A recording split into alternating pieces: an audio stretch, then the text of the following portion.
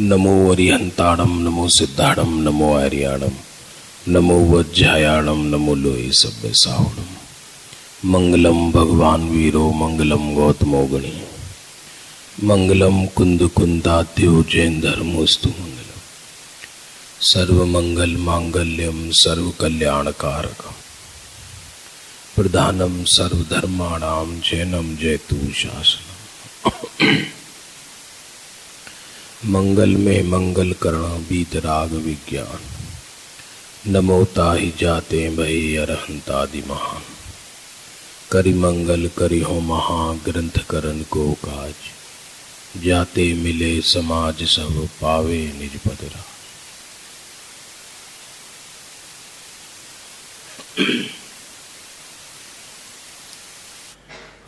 रहस्यपूर्ण चिट्ठी सूक्ष्म तो नहीं पड़ेगा, आपको समझ में आएगा। स्वाध्याय किया होगा पूर्व में आप लोगों ने। ये चिट्ठी मानी पत्र।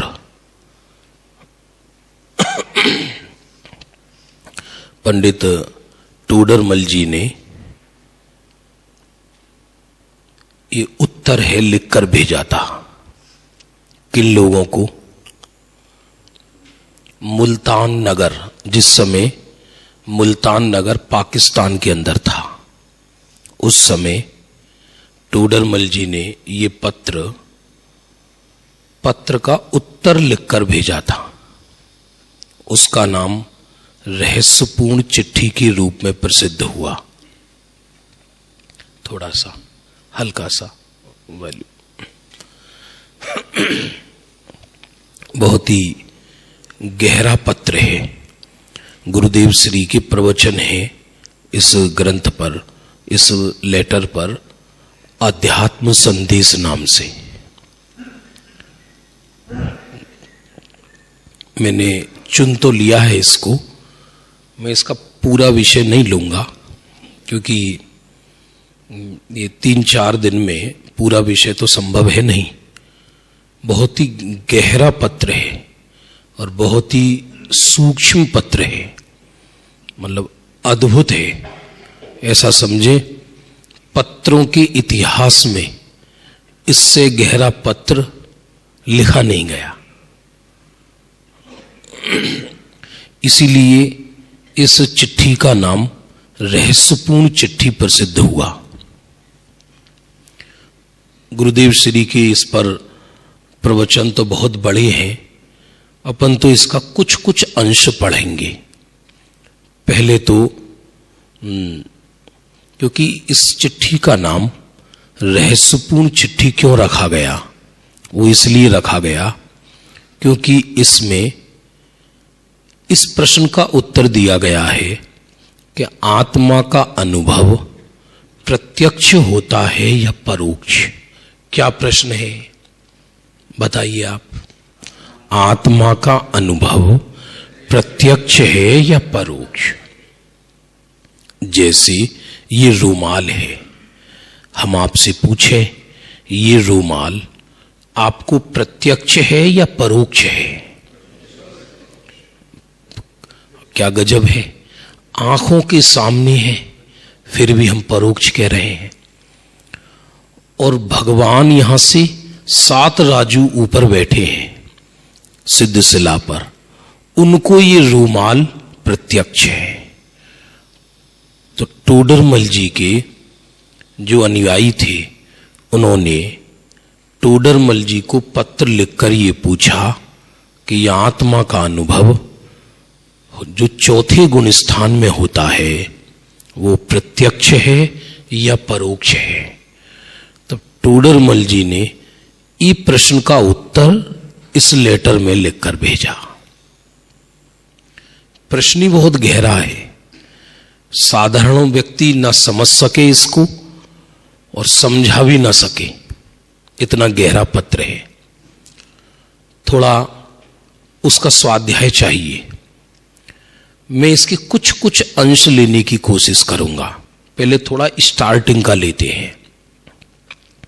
सिद्ध श्री मुल्तान नगर महाशुभ स्थान विषय स्वधर्मी भाई अनेक उपमा योग्य अध्यात्म रस रोचक भाई श्री खान चंद जी, गंगाधर जी, श्रीपाल जी, सिद्धार्थ दास जी आदि स्वधर्मी योग्य लिखी टोडर मलना प्रमुख विनय शब्द अवधार जो। टोडरमल जी उत्तर लिखकर भेज रहे हैं। ये उस जमाने की बात है जब लाइट नहीं थी हिंदुस्तान में, ट्रेन नहीं थी, बस नहीं थी, बैलगाड़ियां चलती थी, बैलगाड़ियां वगैरह ये सब उस समय उस जमाने में चलती थी। ये टोडरमल जी क्योंकि उस समय मुल्तान नगर और पाकिस्तान हिंदुस्तान में ही था, तो अपनी साधर्मी वहां तक थी। तो टोडरमल जी ये उत्तर लिखकर भेज रहे हैं कि हमारे ये विनय शब्द अवधारण करना। ज्ञानी एक दूसरे का तिरस्कार नहीं करते। वो प्रश्न लिखने वाले को भी ऐसा लिखकर भेज रहे हैं कि हमारे विनय शब्द धारण करना। यहां यथा संभव आनंद छे। क्या कहा? यहां यथा संभव आनंद छे। यदि कोई संसारी पत्र लिखेगा तो क्या कहेगा? सब कुछ मजा में छे, सब कुछ आनंद में छे। यथा संभव क्यों लिखा? इसलिए लिखा जितना कसाय का अभाव हुआ उतना आनंद है, और जितनी कसाय शेष है उतना दुख है। चौथे गुण स्थान में कितनी कसाय चली जाती है? अनंतानुबंधी कसाय मिट जाती है चौथे गुण स्थान में। तो जितनी कसाय चली गई उतना आनंद है, और जितनी कसाय शेष है उतना बंध है, दुख है, उतना कष्ट का वेदन है उतना। ज्ञानी के भी सर्वथा आनंद नहीं रहता। यदि ज्ञानी के सर्वथा आनंद हो तो केवली में और ज्ञानी में फिर अंतर ही क्या रहेगा? तो टोडरमल जी साहब लिखते हैं यहां यथा संभव आनंद छे। तमने चिदानंद घनना अनुभव थी, सहजानंदनी वृद्धि चाहूं छू। पत्र का एक एक शब्द देखो, क्योंकि स्वयं टोडरमल जी साहब आत्मा का अनुभव करते थे। टोडरमल जी कोई साधारण पुरुष नहीं हुए। ये तो लोगों को उनकी महानता के विषय में ज्यादा ज्ञात नहीं, लेकिन टोडरमल जी ने इस जैन शासन को सुरक्षित करने के लिए बहुत बड़ा बलिदान दिया है। उस जमाने में अपने जमाने की बहुत बड़े सत्य वक्ता थे। राजा ने मृत्यु दंड दिया दूसरों के कहने पर, क्योंकि इन्होंने समीक्षा की सत्य और असत्य की, लेकिन वो कभी घबराए नहीं। टोडरमल जी कोई साधारण व्यक्ति नहीं थे। अब जैसे कृपालु देव को देखो तो इस जमाने में समझ लीजिए गुजरात में ज्यादा प्रसिद्धि है, उधर हिंदी प्रांत में कोई जानता नहीं। अभी तो मोदी जी की कृपा से थोड़ा नाम बाहर आया, तो कई कई ज्ञानी ऐसे हो गए कि बाहर में लोगों को नहीं पता, लेकिन वो आत्मानुभवी थी जबरदस्त। कृपालु देव के बारे में कहें तो गुरुदेव ने उनको बहुत प्रसिद्धि थी कि, तो क्यों? क्योंकि एक ज्ञानी दूसरे ज्ञानी के हृदय को समझता है। यहां क्या वाक्य लिखा इन्होंने कि तमने चिदानंद घनना अनुभव थी। चिदानंद घन, तीन शब्द हैं। क्या कहा? चिदानंद घन। तुम्हारे चिदानंद घन के अनुभव से सहजानंद की वृद्धि चाहिए। ये लौकिक वार्तालाप नहीं लिखा। तुम्हें तुम्हारे आत्मा के अनुभव से तुम्हारे आनंद की वृद्धि हो, ये टोडरमल जी साहब अपने शिष्य को लिखकर भेज रहे हैं। चिदानंद घन कहकर ध्रुव आत्म तत्व को कहा। किसको कहा? दो शब्द हैं इसमें। चिदानंद घन तो द्रव्य है और सहजानंद पर्याय है। सहजानंद क्या है? पर्याय। तो पर्याय में आनंद कहां से आएगा? चिदानंद घन के आश्रय से आएगा। मानी जब चिदानंद घन, माने घन उसको कहते ठोस को, जिसमें से ना कोई पदार्थ निकाला जा सके और ना कोई डाला जा सके, उसको घन कहते हैं। घन माने ठोस। तो आत्मा ठोस है। आत्मा में विकार का तो प्रवेश ही नहीं है। लेकिन सत्य बात तो ये कि आत्मा में निर्मल पर्याय का भी प्रवेश नहीं है। आत्मा में बंध का तो प्रवेश ही नहीं है। आत्मा में मोक्ष का भी प्रवेश नहीं है। बंध और मोक्ष ये दोनों आत्मा की पैकिंग है। ये दोनों आत्मा की बाहर की वस्तु है। ये आत्मा में प्रवेश नहीं करता। क्योंकि यदि बंध और मोक्ष आत्मा में प्रवेश कर जाए तो वो उनका स्वभाव हो जाए। फिर तो जब बंध स्वभाव हो गया तो फिर तो राग द्वेष आत्मा का स्वभाव हो जाएगा। कपड़ा मैला जरूर होता है, लेकिन मैल कपड़े का स्वभाव नहीं होता। कहा यह जाता है कपड़ा धुलवा दीजिए। कपड़ा धुलवाया जाता है या मैल धुलवाया जाता है?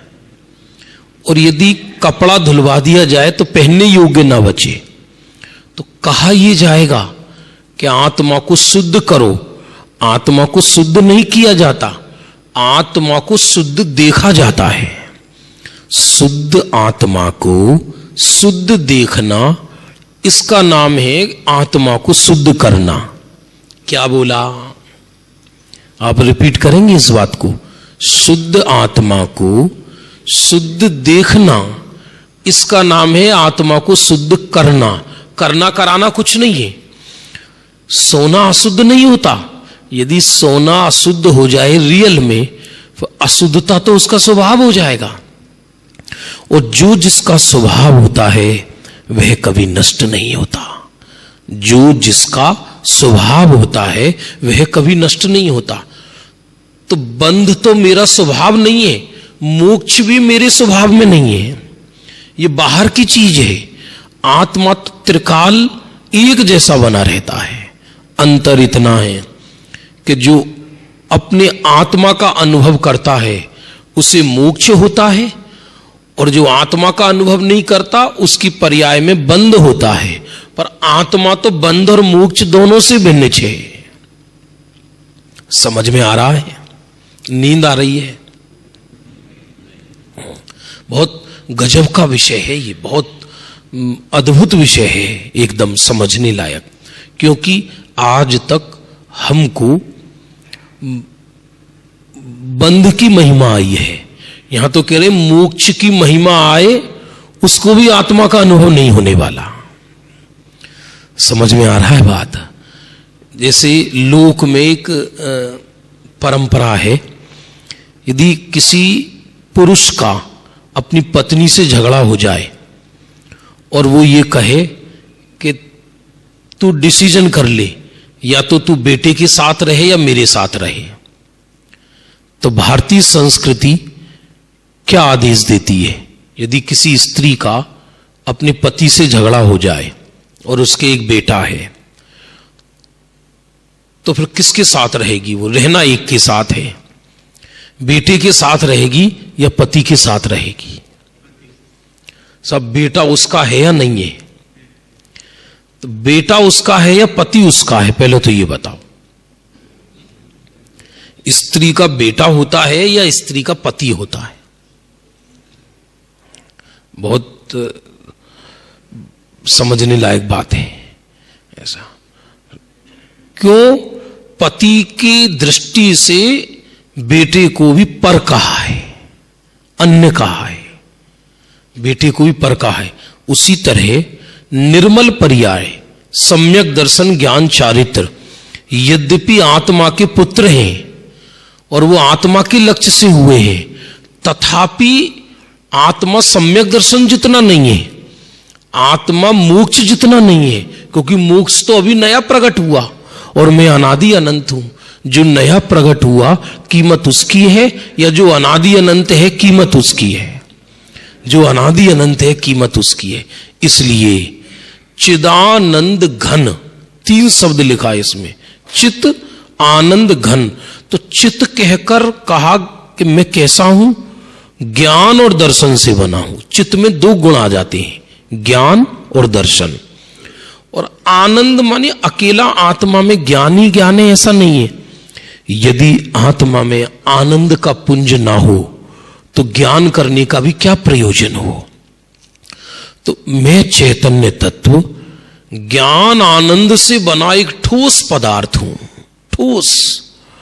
और जिसको उसका अनुभव होता है उसकी पर्याय में सहज आनंद की वृद्धि होती है। अब इसमें आनंद की वृद्धि में 2 शब्द आए, सहज आनंद। सहज जिसको पढ़न कहते हैं सहजानंद। सहजानंद का अर्थ क्या है? कि जो आनंद इंद्रियों से उत्पन्न नहीं है, जो आनंद कृत्रिम नहीं है, आर्टिफिशियल नहीं है, जो आनंद सहज है। सहज का अर्थ होता है कि वो आनंद निरपेक्ष है। हमारा तुम्हारा आनंद लौकिक आनंद जगत से बंधा हुआ है, बल्कि वो आनंद ही नहीं है। जिसे दुनिया में सुख कहा जाता है वो सुख ही नहीं है। वो सुख कहां है? वो तो कष्ट है। वो सुख कहां है? आनंद कहां है? वो आनंद तो है ही नहीं। हमारा तुम्हारा आनंद आनंद नहीं, दुख की भट्टी है, आग है वो। इसलिए जो चैतन्य घन का अनुभव करता है उसकी पर्याय में सहज आनंद का वेदन होता है। उसे कहा सहजानंद की वृद्धि चाहिए। और सहजानंद की वृद्धि कहां पूर्ण होती है? 14वें गुण स्थान में जाकर। शुरू कहां होती है? 4थे में। और सहज आनंद घन तो अनादि अनंत है, पर वो जो उसके आश्रय से होने वाला आत्मा का अनुभव वो 4थे में प्रकट होता है। अरे सत्य तो ये है कि आज तक हमने सब कुछ किया लेकिन एक आत्मा का अनुभव नहीं किया। बहुत कुछ किया है, सारे काम किए अनंत काल में, लेकिन एक आत्मा का अनुभव नहीं किया। उसकी आवश्यकता है। आगे देखना, बीच बीच में कुछ अंश छोड़ रहा हूं मैं, पूरा पढ़ना संभव नहीं है। भाई श्री आवा प्रश्न तमारा जेवाज लखे। टोडरमल जी उत्तर लिख रहे हैं। प्रश्न तो बहुत लोगों को होते हैं, लेकिन आत्मा संबंधी प्रश्न नहीं होते, उल जलूल प्रश्न होते हैं। अध्ययन तो बहुत लोग करते हैं, एक होता है अध्ययन और एक होती है आराधना। आराधना करने वाले लोग बहुत कम हैं। प्रश्न तो बहुत उठते हैं तरह तरह के। तीर्थंकर 24 क्यों हुए? कितने रत्नों की बारिश होती है? अब इसको क्या मतलब है? होती होगी कितनी? एक भाई ने हमसे प्रश्न किया कि संजय भैया, एक तीर्थंकर के प्रतिदिन कितने रत्नों की वर्षा होती है जब वो मां के गर्भ में आते हैं? 15 मास तक होती है और एक दिन में 4 टाइम होती है और एक टाइम में 3.5 करोड़ रत्न बरसते हैं। तो एक दिन में 14 करोड़ रत्न हुए, तो 15 मास में कितने हुए? फिर 24 तीर्थंकर में कितने हुए? तो वो कहता है वो कहां गई? कहां गई? उसको ये प्रश्न नहीं हुआ कि वो तीर्थंकर आत्मा की आराधना करके कहां गए। ये प्रश्न नहीं होता। तो ये आत्मा संबंधी प्रश्न हर किसी को पैदा नहीं होता। तो आवा प्रश्न तुम्हारा जीवाज लखे, ऐसा प्रश्न करने वाला भी तुम्हारा जैसा हो जो उन्होंने प्रश्न करके भेजा था। आ वर्तमान कालमा अध्यात्म रसना रसिक जीवो बहुजस थोड़ा छे। ये कौन कह रहे हैं ये बात? टोडरमल जी। टोडरमल जी कब हुए? कृपालु देव से 100 वर्ष पहले। क्योंकि काहन गुरु से करीब 25-30 वर्ष पहले श्रीमद जी साहेब हुए कृपालु देव, और उनसे भी 100 वर्ष, ये 250 वर्ष पहली बात है, 250 पौने 300 वर्ष पहली, ये उनसे भी पहले हुए। और टोडरमल जी से भी 150 वर्ष पहले बनारसी दास जी हुए, वो 400 वर्ष पहले, आज से करीब 400 वर्ष पहले हुए बनारसी दास जी। तो ज्ञानी तो बहुत हुए भगवान महावीर के शासन में। कोई शासन ऐसी सूखा थोड़ी चला जाएगा, तो हर युग में कोई ना कोई ज्ञानी होते रहे। तो टोडरमल जी कहते हैं, इस वर्तमान काल में अध्यात्म रसना रसिक जीवो बहुदज थोड़ा छे। ये उस समय बोल रहे हैं, बहुत थोड़े हैं। 400 वर्ष पहले टोडरमल जी ये कह रहे हैं कि अध्यात्म रस के रसिक लोग बहुत थोड़े हैं। ये तो हमारा तुम्हारा भाग्य है वर्तमान में कि इतनी चर्चा कर रहे हैं। टोडरमल जी के समय तो वातावरण बाहर का बहुत खराब था। मुगल लोग थे हिंदुस्तान में, लोग स्वतंत्र आत्मा की आराधना नहीं कर सकते थे। बनारसी दास जी के समय तो और ही बेकार था, औरंगजेब वगैरह का राज्य था। हम जो साधर्मी बैठकर आत्मा की आराधना कर रहे हैं, ऐसा युग नहीं था वो। कोई दो चार कहीं चुपचाप स्वाध्याय करते थे। खुले रूप में अध्यात्म का ऐसा डंका नहीं बज रहा था जैसा अब बज रहा है वर्तमान में।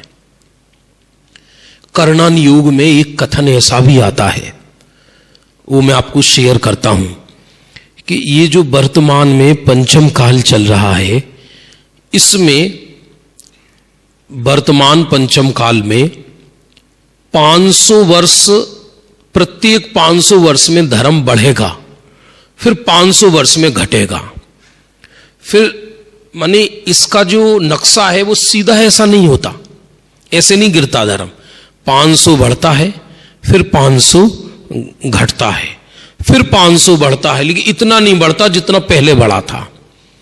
तो ये समझ लीजिए अभी जो काल चल रहा है ये 500 वर्ष बढ़ने वाले चल रहे हैं ये। क्योंकि यदि पहले मुगलों के समय में देखें तो धर्म का नाश ही नाश था, और अभी स्वतंत्र रूप से व्यक्ति आत्मा की आराधना कर रहा है। जगह जगह संघ, जगह जगह मुमुक्षु मंडल हैं, सब अपनी यथासंभव आराधना कर रहे हैं। अध्यात्म रसना रसिक जीवो बहुतस थोड़ा छे, धन्य छे तेमने जे स्वानुभवनी वार्ता पण करे छे। क्या कहा? धन्य है वो जीव जो आत्म अनुभव की चर्चा भी करता है। आत्म अनुभव होना ये तो बहुत बड़ी बात है, लेकिन कोई आत्म अनुभव की चर्चा भी करे तो व्यक्ति धन्य है। मानी चर्चा भी तो वो करेगा जिसे आत्म अनुभव की महिमा होगी, जिससे आत्मा की महिमा होगी।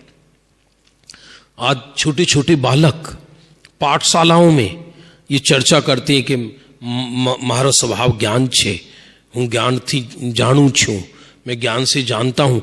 छोटे छोटे बालक ऐसी चर्चा करते हैं। वो व्यक्ति भी धन्य है कि जो आत्म अनुभव की चर्चा भी करता है। आत्म अनुभव करना तो बहुत दूर, आत्म अनुभव की चर्चा भी करे वो व्यक्ति धन्य है। एज बात कहे छे, क्या कहे छे? तत्प्रति प्रीति चित्तेन येन वार्तापि ही श्रुता, निश्चितम से भवेद भव्यो भावी निर्वाण भाजनम। ये पद्मनंदी पंचविसितका का श्लोक है। पद्मनंदी पंचविसितका पढ़िए आपने? ये पद्मनंदी आचार्य का है, इतना मोटा ग्रंथ है।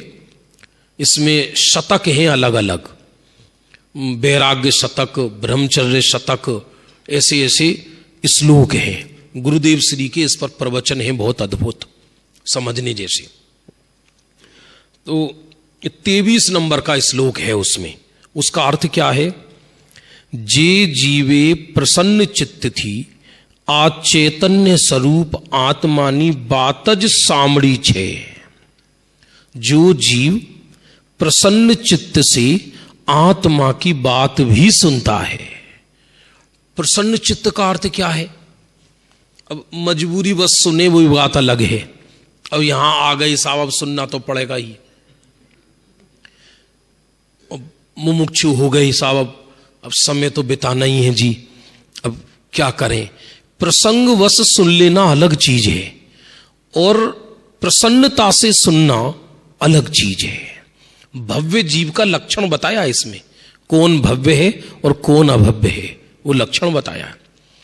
प्रसन्न चित्त का अर्थ है जिसमें अपना लाभ भाषित हो, अपना लाभ भाषित हो। कोई ये कहे कि रात को 1 बजे आकाश में से सोने के गोले गिरेंगे 1-1 किलो के, और आपकी छत पर गिरेंगे ऊपर, तो व्यक्ति छत पर सारी रात नींद नहीं आएगी उसे, और छत पर बैठा रहेगा।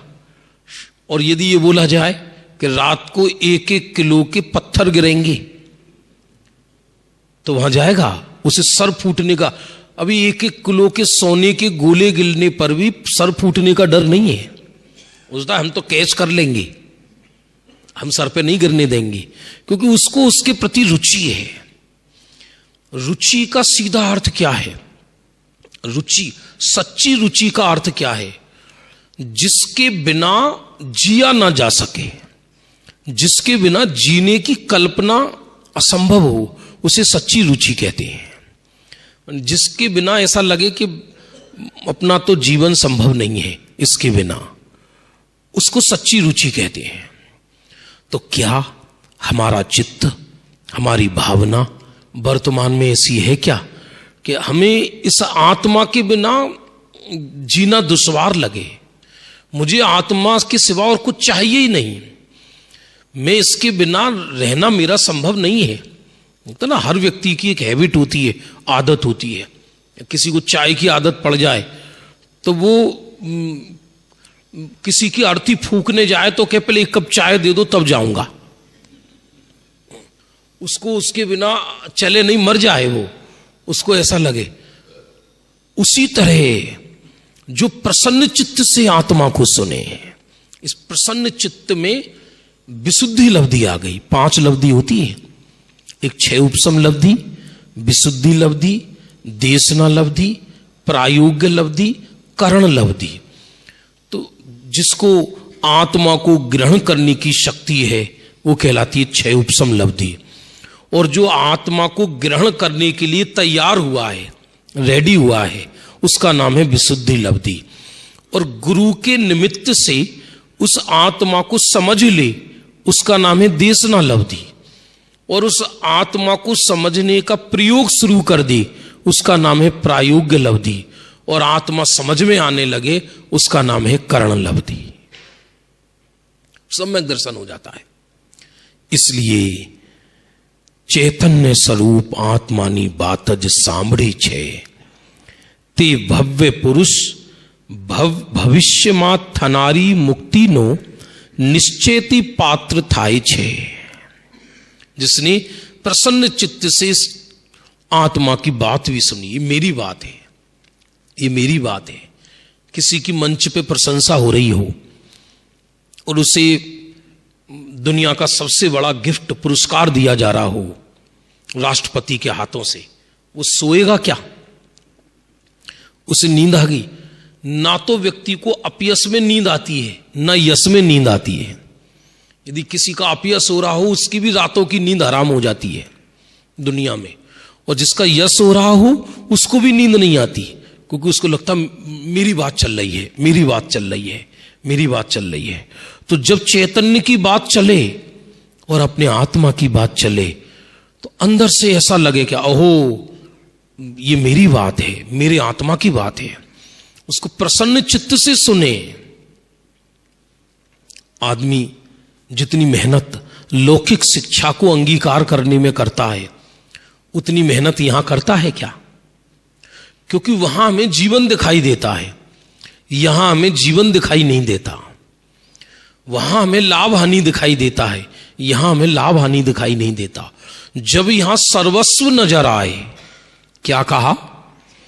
जब यहां सर्वस्व नजर आए, बस मुझे तो मेरा देश मिल गया, मुझे मेरा देश मिल गया, और कुछ इफ बट परंतु कुछ नहीं, सर्वस्व यहां दिखाई देने लगे, तो समझना वो जीव निकट भव्य है। प्रसन्न चित्त से आत्मा की बात सुनी। ते भव्य पुरुष भविष्य मा थनारी निश्चेती पात्र छे, अर्थात ते जरूर मोक्ष मा जाए छे। ये तो लेटर का केवल अभी स्टार्टिंग चल रही है। वो जीव अवश्य मोक्ष में जाएगा, क्यों नहीं जाएगा? वो तो बहुत, जिसको आत्मविश्वास है, जिसको सच्चे देवगुरु धर्म के द्वारा बताए हुए इस आत्म तत्व पर विश्वास है, इसकी फीलिंग आनी चाहिए दिन रात, मैं ये आत्म तत्व हूं, ये जो बोल रहा है ये मैं नहीं हूं, ये जो हाथ हिल रहे हैं ये मैं नहीं हूं, ये जो फीलिंग चल रही है, फीलिंग जिसे बोलते हैं, कॉन्सेप्ट जिसे बोलते हैं, विचार जिसको, वही विचार तत्व क्या है? ये विचार देह करता है क्या? विचार मस्तिष्क करता है क्या? ये विचार तत्व ही तो ज्ञान तत्व है। ये जो विचार चलते हैं, विचार माने प्रगट ज्ञानोपयोग। क्या कहा? जो आत्मा को पकड़े कैसे? लोगों को प्रश्न होता है ना, हम हमारी आत्मा को देखें कैसे? तो ये जो पहले तो देह से भिन्न अपने विचारों को पकड़ना सीखो स्वयं, दूसरों के विचारों को नहीं। देह तो बिल्कुल पृथक ही है, और देह से पदार्थ जो भिन्न पदार्थ हैं वो भी पृथक हैं, उनकी तो हमें चर्चा ही नहीं करना। देह से भिन्नता तो भिखारी भी करा देता है। उसके लिए जिन मंदिर की या गुरु की क्या आवश्यकता है? एक भिखारी दुकान पर आता है आपकी कि सेठ जी सब कुछ छोड़ के चले जाओगे, हमें दे दो। बोले तुम भी तो छोड़ के जाओगे, तुमको क्यों दे? फिर उसने भी तो भेद विज्ञान करा दिया, परद्रव्य से मर जाओगे, उसमें क्या बड़ी बात है? लेकिन जहां विभाव से भेद विज्ञान हो, क्या कहा? वो असली भेद विज्ञान की श्रृंखला वहां से शुरू होती है। देह से भिन्नता तो बहुत बार हुई है अपने स्थूल ज्ञानोपयोग में, पर विभाव से भेद विज्ञान नहीं हो पाता। मैं रागी हूं, मैं द्वेषी हूं, मुझे बहुत क्रोध आता है, मुझे पूजन में आनंद आता है, तो जो विभाव भाव था उसमें एकत्व कर लिया।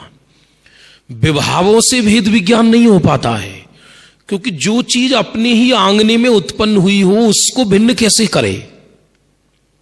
समझ में आ रहा है?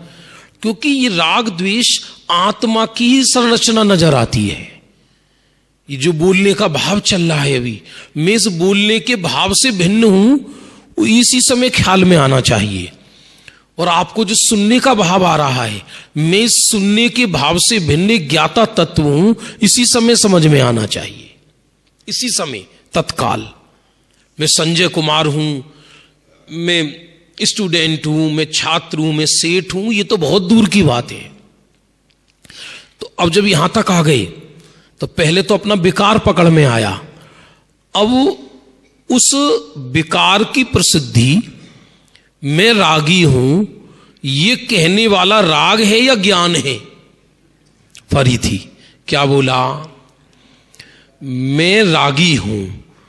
जिसने ये कहा मैं रागी हूं, तो आत्मा को रागी कहने वाला, तो राग स्वयं ये कह रहा है मैं रागी हूं, या ज्ञान ये कह रहा है मैं रागी हूं? नहीं आया बात समझ में? क्योंकि राग तो जड़ है, राग स्वयं राग के विषय में नहीं बोल सकता। राग ज्ञान में झलकता है और राग से भेद विज्ञान है नहीं। तो अज्ञानी ये समझता है कि राग मेरे अंदर घुस गया और मैं रागी हो गया। ये बहुत बड़ी कला है। ज्ञानियों ने राग और ज्ञान में संधि करी, संधि थी, उसको संधि विच्छेद किया, भेद ज्ञान की छेनी पटकी उसमें राग और ज्ञान के बीच में। पर याद रखना कि जो छेनी पटकी जाएगी राग और ज्ञान के बीच में, वो इस प्रकार पटकी जाएगी कि राग का एक अंश भी ज्ञान में ना चला जाए और ज्ञान का एक अंश भी राग में ना आ जाए। कठिन लग रहा है विषय, कठिन लग रहा है।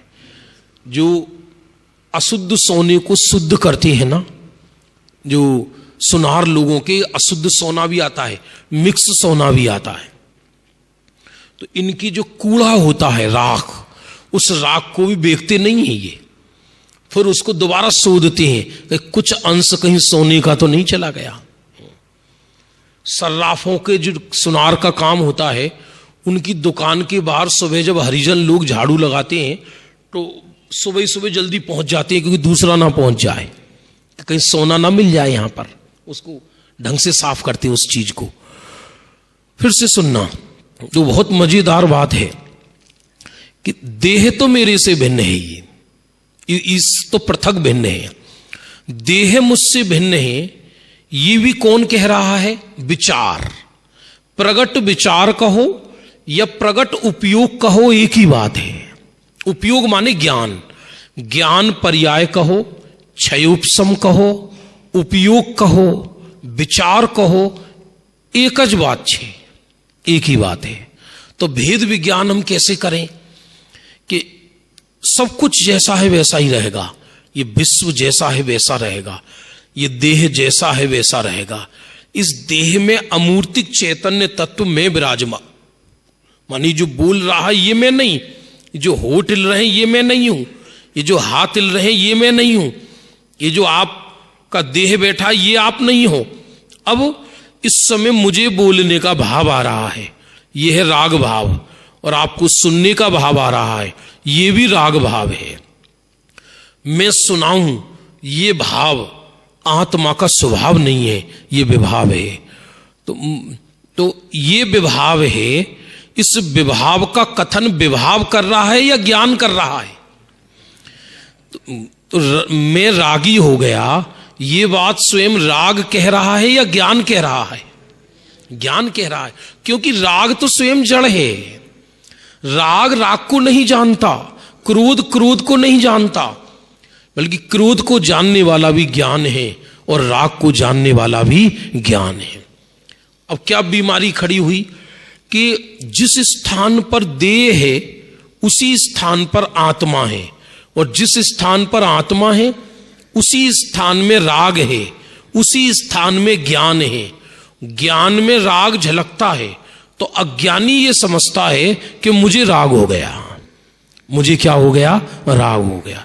जिस ज्ञान में राग झलका, तो ज्ञान में झलकने वाला राग राग से बना है या ज्ञान से बना है? फरी थी, समझ में आएगा। एक स्वच्छ तालाब है, तालाब में चांद झलका, तालाब में क्या झलका? चांद, पूर्णमासी के दिन। तो तालाब में झलकने वाला चांद चांद से बना है या पानी से बना है? यदि कोई तालाब में चांद को पकड़ने जाए तो चांद हाथ में आएगा या पानी हाथ में आएगा? उसी तरह कोई ज्ञान स्वरूपी आत्मा में राग को पकड़ने जाए तो राग हाथ में आएगा या ज्ञान हाथ में आएगा? क्योंकि ज्ञान में झलकने वाला राग राग से नहीं बना, ज्ञान से बना है। जैसी दर्पण में अग्नि झलकी, तो दर्पण में झलकने वाली अग्नि वो दर्पण से बनी है या अग्नि से बनी है? नहीं आया समझ में? मिरर में अग्नि झलक रही है, अग्नि का प्रतिबिंब बन रहा है, तो दर्पण में झलकने वाली अग्नि अग्नि से बनी है या वो दर्पण से ही बनी है? अब उस दर्पण में अग्नि को पकड़ने जाएंगे तो अग्नि हाथ में आएगी क्या? दर्पण हाथ में आएगा। उसी तरह ज्ञान में राग रूपी अग्नि को पकड़ने जाएंगे तो अग्नि हाथ में आएगी या ज्ञान हाथ में आएगा? ज्ञान। इसलिए ज्ञानी जीव राग के काल में अपने को ज्ञान स्वरूपी मानते हैं। जब राग चला जाए तब अपने को ज्ञान स्वरूपी माने, इसमें कौन सी बड़ी बात है? तब तो मानते ही है। लेकिन राग के काल में अपने को ज्ञानी मानते हैं। क्या कहा? राग के काल में अपने को ज्ञानी मानते हैं, क्योंकि जब राग के काल में अपने को ज्ञानी माना तभी तो राग भिन्न होगा। जब राग के काल में अपने को ज्ञानी माना तो स्वयं राग से भेद विज्ञान हो गया, तो राग से आसक्ति मिट गई, और राग से आसक्ति मिटते ही राग स्वयं जाने लगा। मेहमान की उपेक्षा ही मेहमान को विदाई करने का साधन है। राग की उपेक्षा ही राग को मिटाने का साधन है। राग को गाली देने से राग नहीं आता, राग नहीं जाता, बल्कि राग को भिन्न देखने से राग मिट जाता है। यह आत्म अनुभव की कला है। तो ये प्रतिपल ज्ञानी लोग ये प्रयोग करते थे कि देह चल रही है, देह आ रही है, जा रही है, ये हाथ हिल रहे हैं, ये भोजन की क्रिया हो रही है, ये राग हो रहा है, लेकिन ये सब होने पर भी मैं तो इसका ज्ञाता हूं। ज्ञाता हूं माने ज्ञान भी मेरी ड्यूटी नहीं है। कोई सोचे कि भाई मैं तो ज्ञाता हूं राग का और शरीर का, मैं तो ज्ञाता हूं, मैं तो ज्ञाता हूं, तो वो ज्ञान करने की बीमारी कर ले कभी। ज्ञाता हूं माने सहज ज्ञाता हूं। सहज ज्ञाता का अर्थ क्या? बस हो रहा है तो झलक रहा है। ज्ञाता हूं माने वो जो ज्ञान आया वो भी ज्ञायक में से आया, इसलिए प्रगट ज्ञान को ना पकड़ के ज्ञान पुंज को पकड़ते हैं। समझ में आ रहा है? नहीं आ रहा है? प्रगट ज्ञान तो ज्ञान पुंज का लक्षण है। सूरज की किरण निकली और कोई उस किरण को ही पकड़ ले तो उसे सूर्य हाथ में नहीं आएगा, किरण से सूर्य को पकड़ना है। ऐसी प्रगट ज्ञान से अपने ज्ञायक आत्मा को पकड़ना है। यह अध्यात्म का रहस्य है। बहुत जितने भी आध्यात्मिक ग्रंथ हैं, पांचों परमागम, उसमें इसी ज्ञायक माने मैं, ज्ञायक कहो, आत्मा कहो, मैं कहो, शुद्ध आत्मा कहो, एक ही बात है। सुबह जो रिद्धियों के भेद चल रहे थे, ये प्रगट ज्ञान की रिद्धियां हैं। जो त्रिकाल ज्ञान है वो तो हमारा तुम्हारा सबका एक जैसा है। केवली का त्रिकाल ज्ञान और हमारे त्रिकाल ज्ञान में कोई अंतर नहीं है, वो एक जैसा है। तो ऐसी इस आत्म अनुभव की कला है ये। यहां पद्मनंदी आचार्य ये कहते हैं कि उसकी जो चर्चा करे वो भी धन्य है। जो उसकी चर्चा करे वो भी धन्य है। जिसको उस आत्मा का अनुभव हो जाए वो तो महाधन्य है ही, उसकी तो बात ही क्या करना। लेकिन जो इसकी चर्चा करे वो भी धन्य है। अद्भुत बात है ये। देखो, जे जीवे प्रसन्न चित्त थी, प्रसन्न चित्त से एकदम अंदर से, उसको प्रसन्न चित्त ना हो तो जिनवाणी में और उल्टा पाप का बंध करे। क्या करे? संसारी जीव के साथ बहुत प्रॉब्लम है। एक तो इस काल में व्यक्ति बहु असाता लेकर आता है, तो सबके साथ अपनी घरों की समस्याएं हैं, और वो समस्या माथे पर इतनी हावी रहती है कि शुद्ध विचार ही उत्पन्न नहीं हो पाते। वो इतनी हावी रहती है, पूछो ही मत। ये मान लो किसी को कोई रोग हो शरीर में, और एक एक रोग में इतना तन्मय हो जाता है जीव, तो किसी विद्वान के पास भी जाए, किसी साधक के पास भी जाए, और वो शुद्धात्मा की चर्चा करे तो वो तो सब अब ठीक है, आप तो ये बताओ कि ये रोग हमारा कैसे जाए। वहां जाके वही पहुंच जाता है सीधा। क्यों? क्योंकि उसको उसमें इतनी तन्मयता है कि इसके सिवा उसे और कुछ दिखाई नहीं देता। हर किसी के साथ है ये। वो इतनी हावी रहती है परिस्थिति कि जो शुद्धात्म तत्व, वो मैं जो चैतन्य तत्व हूं, वो उसमें विस्मृत हो जाता है। उसे पता नहीं पड़ता मैं इतना महान तत्व हूं। समस्याएं हमसे ज्यादा महापुरुषों पर आई हैं। हमारी तुम्हारी क्या समस्याएं होंगी? ग्रंथों में पढ़ो आप, आराधकों के, ज्ञानी जनों के शरीरों में आग लगा दी दुष्टों ने। शरीर में रुई लपेटकर आग लगा दी गुरुदत्त मुनिराज के। कैसे कैसे महापुरुष हुए हैं। शरीरों में कीलियां ठोक दी, सर पे सिगड़ियां जला दी, और केवल ज्ञान हो गया उनको। क्यों? उन पर परिस्थिति हावी नहीं रही, उन्होंने अपने मन को स्वरूप में लगाया। मन माने क्या, मुझे तो ये बताओ आप, व्हाट इज मन? मन किसको कहा? जैन धर्म में मन माने प्रगट उपयोग, इसी का नाम मन है। जो विचार चल रहे हैं ना हमारे, यही मन है, इसको भाव मन कहते हैं। इस भाव मन को शरीर और विभाव, इन दोनों से भिन्न स्वरूप में लगाना है। स्वरूप माने निज ज्ञायक में, और जिसका मन उस ज्ञायक में लग जाए सदा के लिए, तो वही केवली है। फिर तो संसार ड्रामा नजर आता है, ऐसा है।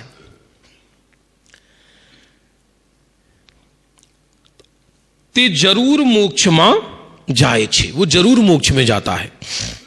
आगे, भाई श्री तमे जे प्रश्न लख्यो तेना उत्तर मारी बुद्धि अनुसार। अभी तो प्रश्न का उत्तर शुरू नहीं हुआ है, बहुत एक एक अंश गजब का है इसमें। भाई श्री तमे जे प्रश्न लख्या तेना उत्तर मारी बुद्धि अनुसार कैयक लखूं छू ते जान सो। टोडरमल जी जैसे व्यक्ति वही कह रहे हैं, मैं अपनी बुद्धि के अनुसार उत्तर दे रहा हूं। ये नहीं कहा मैं बहुत जानता हूं और मैं बहुत जोरदार उत्तर दे रहा हूं। मिथ्या दृष्टि के लक्षण होते हैं ऐसे, जो अपने उत्तर पर ऐसा जोर कहे कि मैं ऐसा उत्तर दे रहा हूं जिसको कोई खंडित नहीं कर सकता। गणधर भी भगवान के आगे, ऐसा लिखा कार्तिकीय अनुप्रेक्षा में, अपने को तृण अमर मानते हैं। अपने गुरुदेव की 9000 प्रवचन हैं वर्तमान में प्राप्त, कितने? 9000। और एक भी प्रवचन में ये नहीं लिखा, ये नहीं बोला उन्होंने, ये बात हूं कहूं छू 100 इंद्र की हाजिरी मां तीर्थंकर देव एम फरमाए छे। 100 इंद्रों की हाजिरी में तीर्थंकर देव ऐसा कहते हैं। हम ऐसा कहते हैं भाई, ऐसा नहीं है। इसलिए कहा इन्होंने, मैं मेरी बुद्धि के अनुसार लिखता हूं। आगे, अने अध्यात्म आगमनो चर्चा गर्वित पत्र तो शीघ्र शीघ्र आप्या करसो। पहले चर्चा करने का समय बहुत कम मिलता था। टोडरमल जी के समय कोई कहीं था, कोई कहीं था।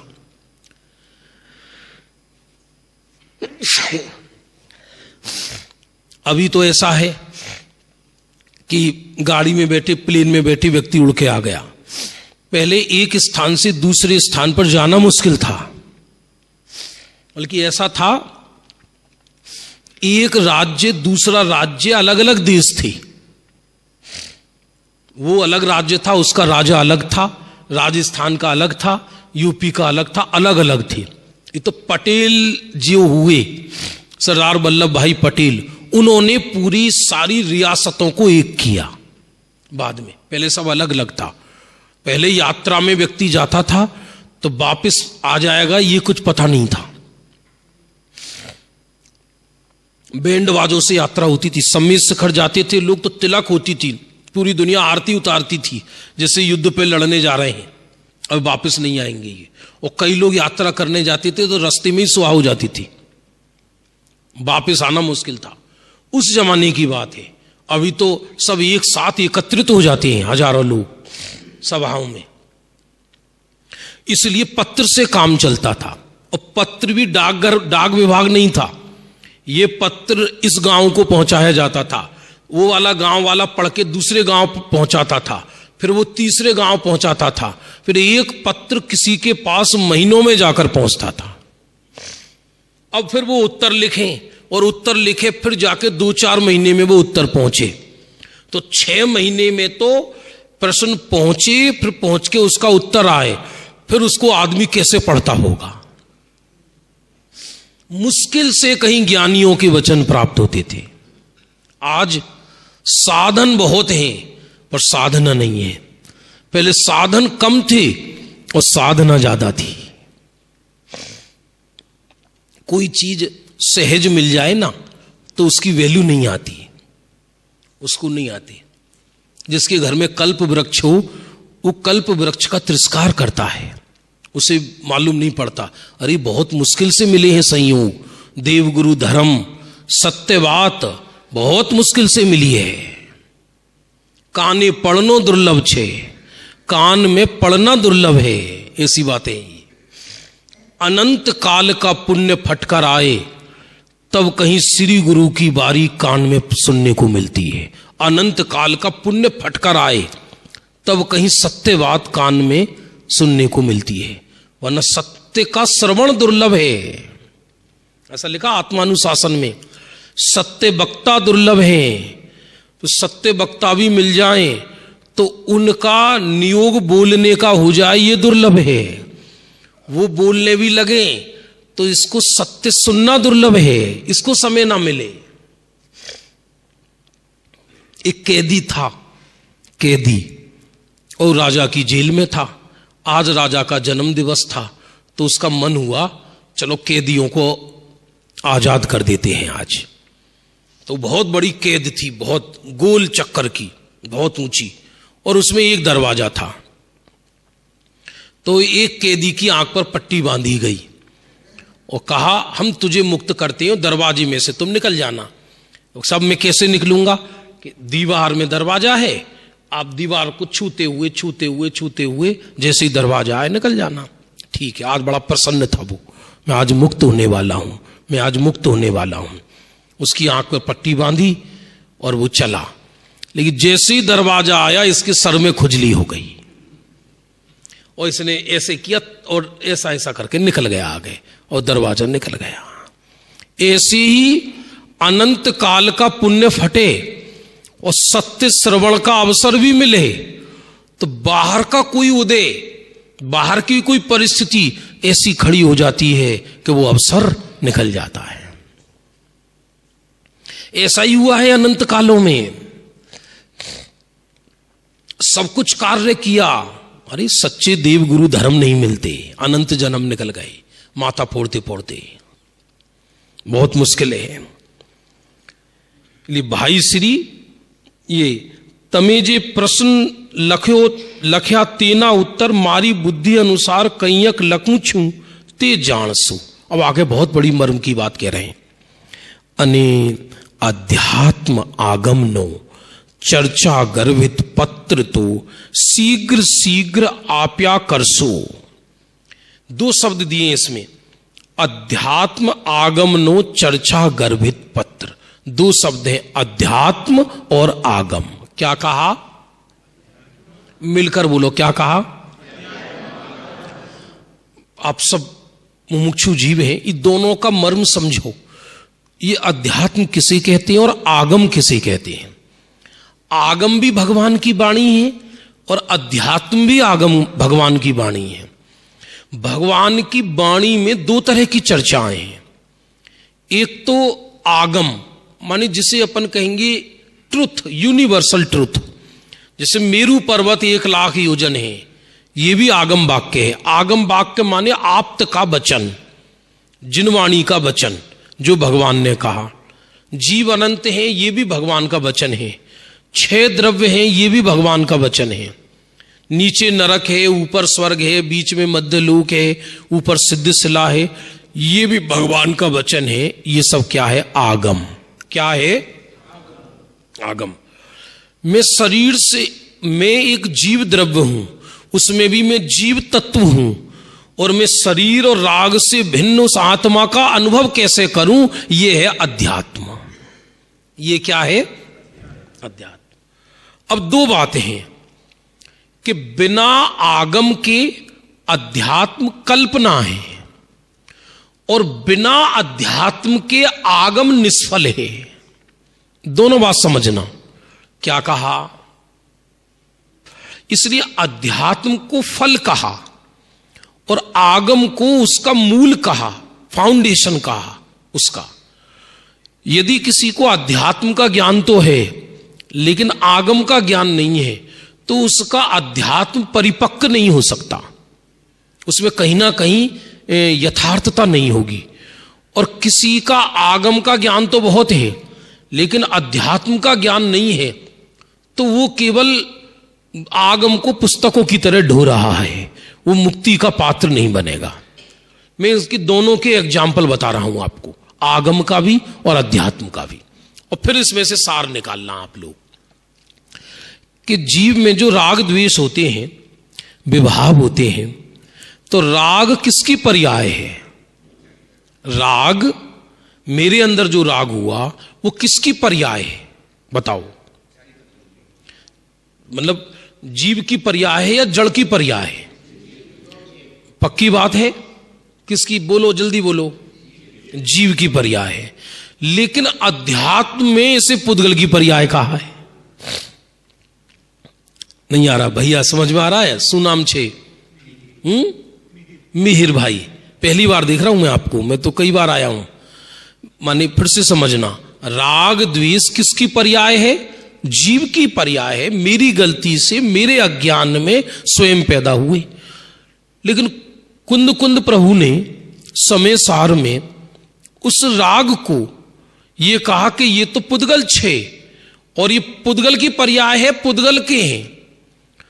तो राग द्वेष पुद्गल है, ये आध्यात्मिक कथन है, और राग द्वेष मेरी पर्याय है, ये आगम का कथन है। समझ में आ रहा है? नहीं आ रहा है? और जब तक ये दोनों कथन समझ में नहीं आएंगे, कोई अकेला ये समझे बिना कि राग द्वेष मेरी पर्याय है, ये समझे बिना अकेला केवल ऐसा ही कहता रहे कि राग द्वेष पुद्गल के हैं, वो भी अज्ञान है। और कोई राग द्वेष पुद्गल के हैं ये अध्यात्म समझे बिना केवल राग द्वेष मेरे हैं ऐसा कहकर लाभ अनंत काल से क्या हुआ?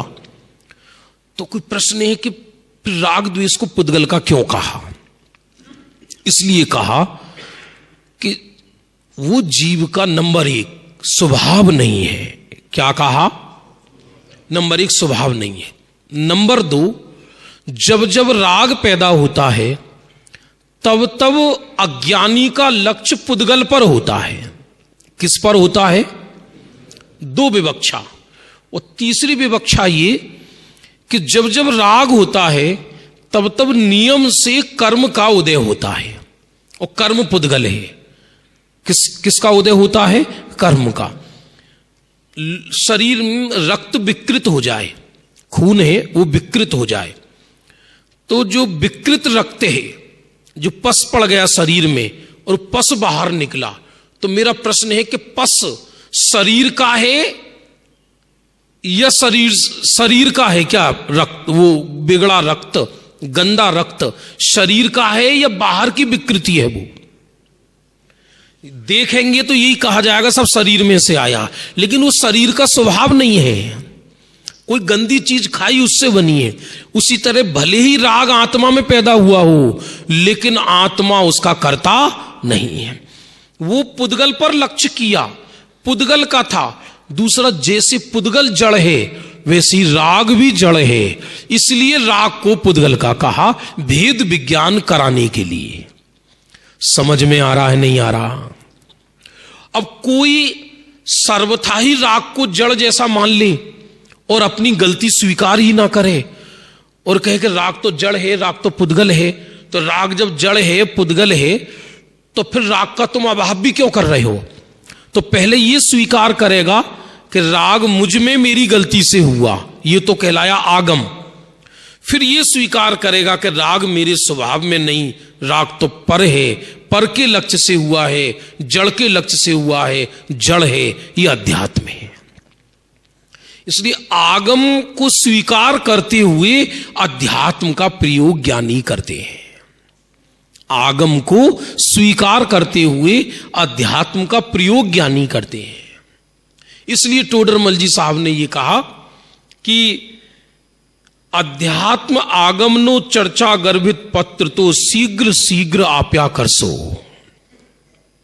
बहुत मुश्किल से मिलते थे ज्ञानियों के पत्र, ज्ञानियों के साधर्मियों के पत्र बड़ी मुश्किल से, बड़े खुश होते थे।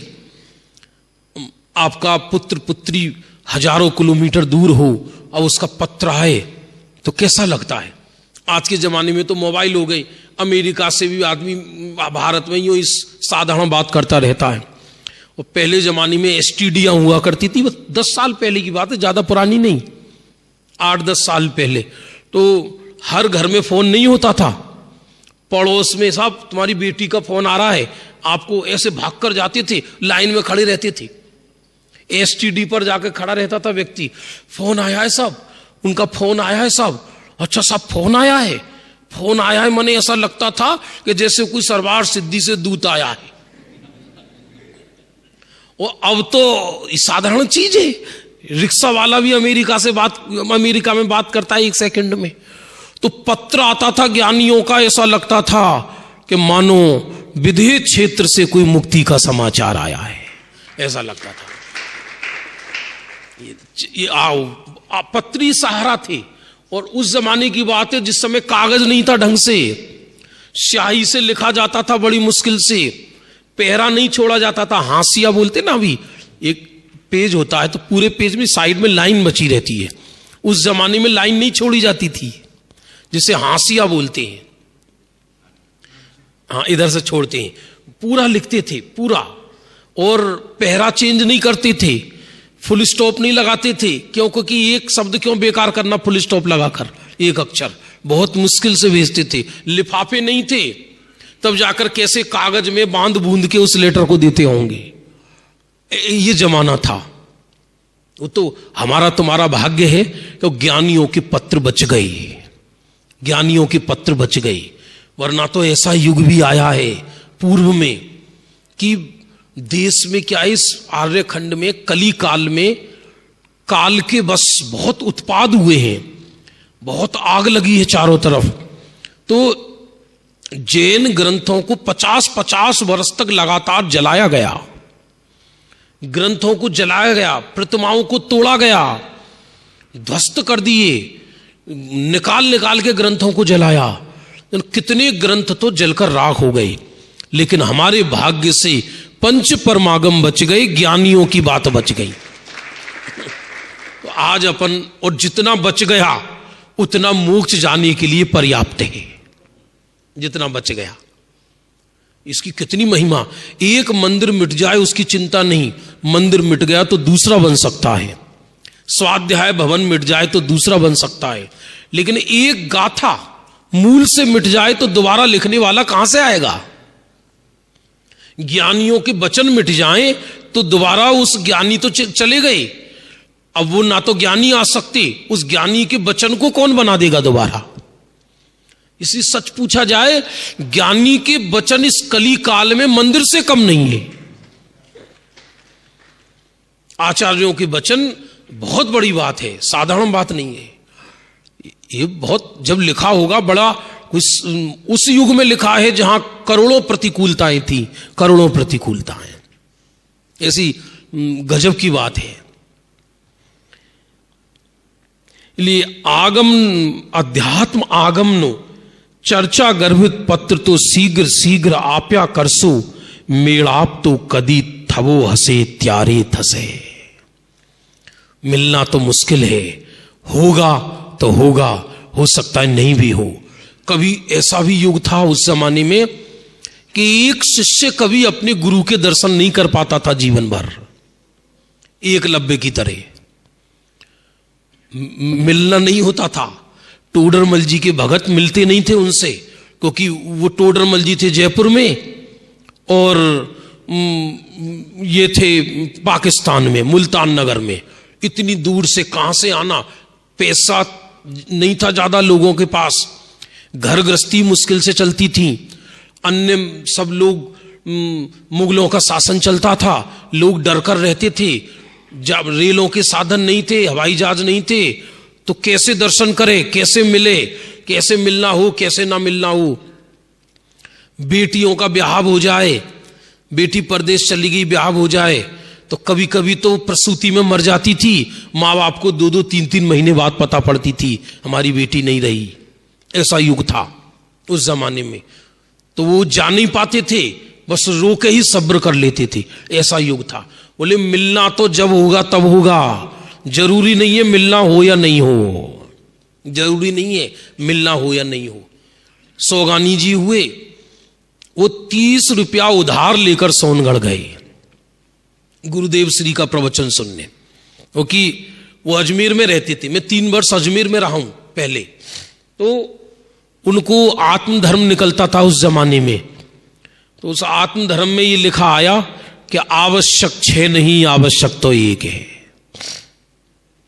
और वो क्या है? अपनी आत्मा को जानना। नियम सार का वाक्य है ये, परम आवश्यक अधिकार। ये सुनते ही वो अर्घ उस वाक्य को चढ़ा दिया। बोले ये कौन है महापुरुष जो ये कह रहा है कि आवश्यक 6 नहीं, आवश्यक 1 है, इनसे तो मिलना चाहिए। फिर घर वालों को बिना बताए, उस जमाने में भैया कहां जा रहे? परदेश जा रहे भैया, गुजरात में भैया परदेश जा रहे। चुपचाप गए 30 रुपया उधार लेकर, इतना पैसा भी नहीं जाकर। तो उन लोगों को महिमा आई इस बात की, अरे ये शब्द। तो अभी तो अपन तीर्थों पर आते तो एज पिकनिक के मूड में आते भैया, चलो थोड़ा बंबई की भागा दौड़ की जिंदगी से थोड़ी शांति मिली, ऐसा। तो एक एज क्या बोलते हैं उसको, एटमॉस्फियर चेंज करने के लिए आते हैं, अपना भी थोड़ा शांति हो गई। अरे भाई साहब, वो संसार की भट्टी है, यहां आकर अपने को आराधना करनी चाहिए, ऐसा। तो मिलना तो कब होगा? तब होगा। ऐसे कहते मिल नहीं पाते थे, पत्र लिखने वाले और पढ़ने वाले मिल नहीं पाते थे, मिलना मुश्किल था, ऐसा है। ऐसे पुराने भजन भी हैं, ये पत्र पहुंचा देना मेरा गुरु जी के पास, गुरुवर के पास, क्या आपका संदेश मिल गया, मानो मुझे जीवन दायिनी औषधि मिल गई। शीघ्र मेड़ाप तो कदी थवो हसे त्यारे थसे, अने निरंतर स्वरूप अनुभवनो अभ्यास राखसो जी श्री रस्तु। निरंतर किसका अभ्यास रखना? स्वरूप अनुभव का अभ्यास रखना। ये टोडरमल जी कह रहे हैं, निरंतर स्वरूप अनुभव का अभ्यास रखना, और कोई अभ्यास नहीं। ये नहीं कहा कि निरंतर पूजन का अभ्यास रखना, निरंतर स्वाध्याय का अभ्यास रखना, कोई क्रियाकांड की चर्चा नहीं करी। एक किसकी चर्चा करी? स्वरूप अनुभव करने का। मुख्य उद्देश्य तो व्यक्ति का स्वस्थ रहना है। स्वस्थ, डॉक्टर ये कहता है सब बुखार है इनको, और मरीज कहता है डॉक्टर साहब थोड़ा तो कुछ खा सकते हैं ना, 2 बिस्कुट तो खा सकता हूं। बोले हाँ 2 बिस्कुट खा लेना, कोई बात नहीं है। लेकिन वो जब पीछे पड़े तब बोला उन्होंने, किसी का लीवर खराब हो गया हो तो डॉक्टर घी के लिए मना बोलता है कि घी मत देना। तो बार बार मरीज कहता है डॉक्टर साहब आप कह रहे हैं ना मैं कमजोर हूं, तो हलवा तो खा सकता हूं। हलवा तो बार बार तो कहते हाँ 1 चम्मच से ज्यादा मत खाना, 1 ही चम्मच खाना। अब वो उसको सिद्धांत बांध बैठा, माँ को बार बार कहता 1 चम्मच बोला था ना, 1 चम्मच बोला था ना, 1 चम्मच दो खाने को।